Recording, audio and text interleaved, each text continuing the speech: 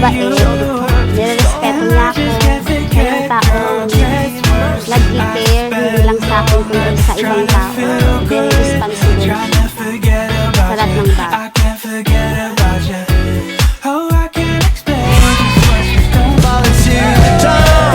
Si Anime kasi faithful siya kay Lord, may word of honor siya, tigit sa lahat. Yung pagiging faithful niya kay Lord, sigurado na yung assurance ko sa kanya, magiging faithful din siya sa akin kasi faithful siya kay Lord.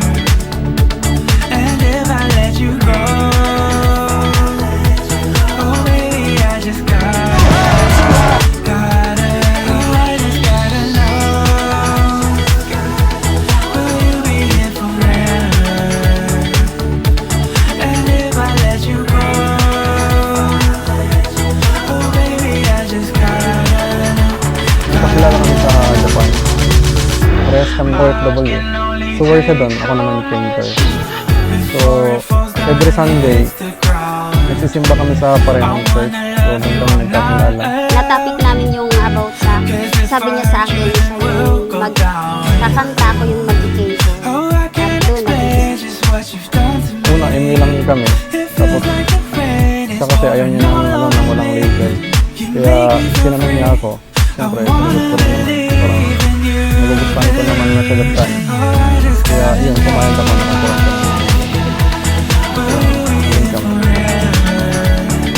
Dapat po yung pag-ibig ko ni Lord J kay Anime ay choice and special regard. A love of unselfishness.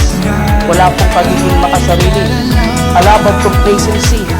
A love of sympathy. And a love of communion. kapag halat na mahilingan sa imong kagayunan. Ang pagkamuot ko sa ibo, dai matutumbasan. Kung ano man ang mga bagay-bagay, padangat ako. This is me. Our big day. Glory to God. I love you.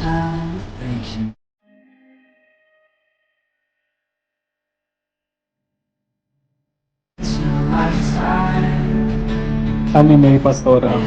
Pastora ng buhay ko. You know me better than anyone else, and somehow still you manage to love me. Thank you for the unconditional love. Thank you kasi hindi mo ako sinukukan. I can't promise you anything, but I promise to offer myself to you as a partner.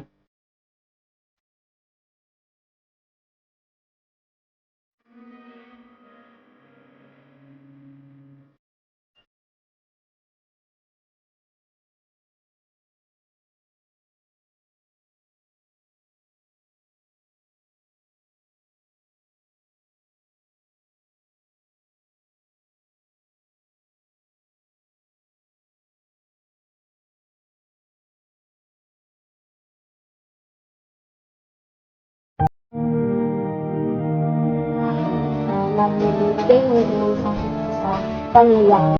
Salamat sa pag-ibig sa welcome. Yan lang, thank you. I love you, Lord.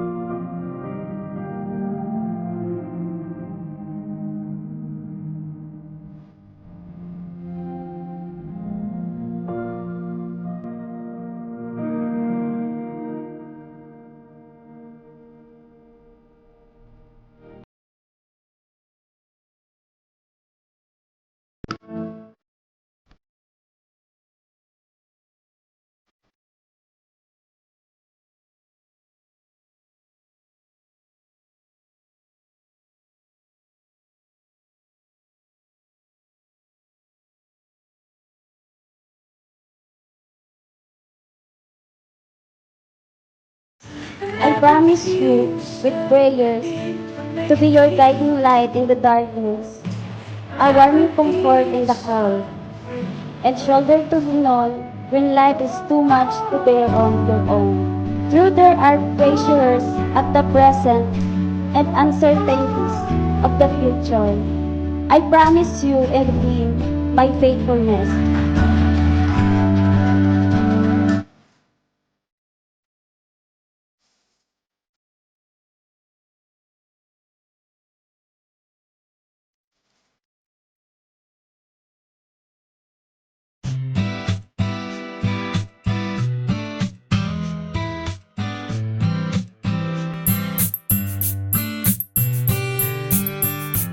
Sa Manday, Tagay, Iriribay. Uy, Bicol yun. Ikasana ang sakuyang papadangaton. Nguyan asin sagkot paman. I love you and I always will. Babe, I just want you to know that you are the answer to my prayer. With you, I know the home we will build. Together we'll praise Him and each and forevermore in Jesus' name.